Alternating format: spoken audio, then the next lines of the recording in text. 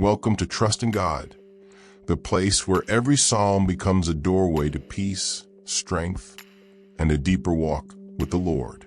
Today we unfold the truth and power of Psalm 27, a psalm of David, a declaration of fearless faith and unshakable trust in God amid the threats and trials of life. If you've been facing fear, uncertainty, or the pressure of waiting on God, this psalm will speak directly to your soul.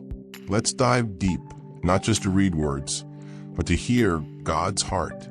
And remember, after every verse, if you're blessed, type 27:11 or God is my light in the comments. It's your way of standing in faith and showing support to others walking through darkness. Let's begin. Verse 1. The Lord is my light and my salvation. Whom shall I fear? David opens with bold confidence.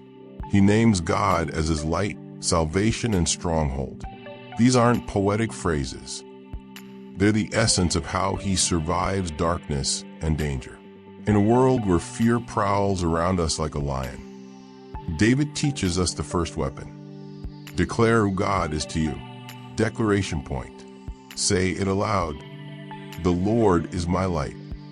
Speak it when fear knocks, when anxiety creeps in, and when uncertainty clouds your mind.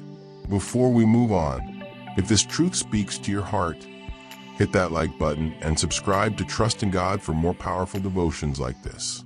Verses 2 to 3. When evil men advance, my heart will not fear. David doesn't deny the presence of trouble. He acknowledges that enemies and wars rise against him, but his heart remains steady.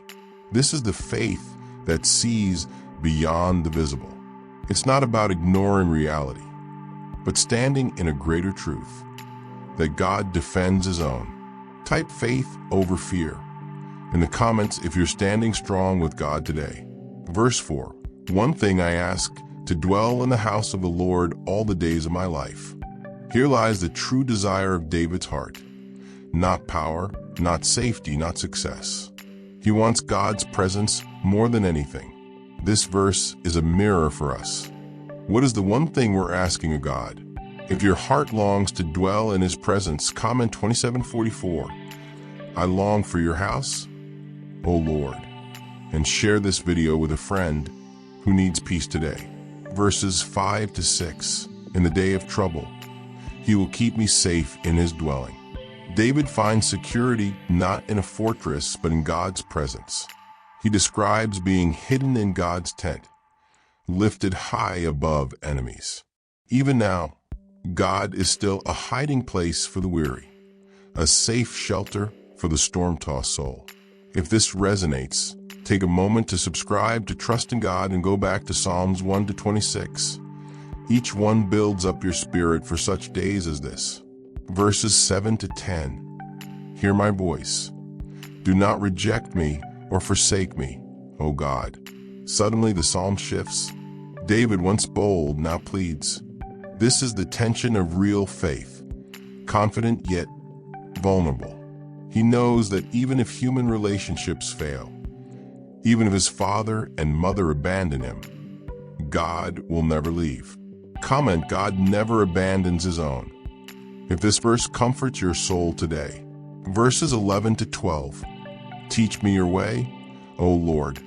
David doesn't just ask for deliverance. He wants to be taught, to be led, and to walk in God's way. This is the prayer of the mature heart.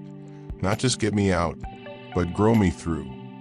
If you're asking God to lead you even through hard paths, type lead me, Lord, below. It may encourage someone else who feels lost. Verses 13 to 14. I am still confident of this. I will see the goodness of the Lord. Wait for the Lord. Be strong and take heart. The final verses are David's personal anthem. Even in waiting, he holds to hope. He doesn't just say wait. He says be strong, take heart. Because waiting isn't passive. It's active trust. This is for anyone waiting on healing, answers, provision, or peace. Don't let the delay steal your faith. Say this with me. I will see the goodness of the Lord in my life. Psalm 27 is a declaration, a cry, a surrender, and a song, all in one. It reminds us that confidence in God doesn't erase our emotions. It helps us navigate them with faith. David wasn't fearless by nature. He was fearless by trust. So if this psalm touched your spirit today, like this video to support the channel. Comment something you're trusting God for. Subscribe to Trust in God and don't miss our next psalm.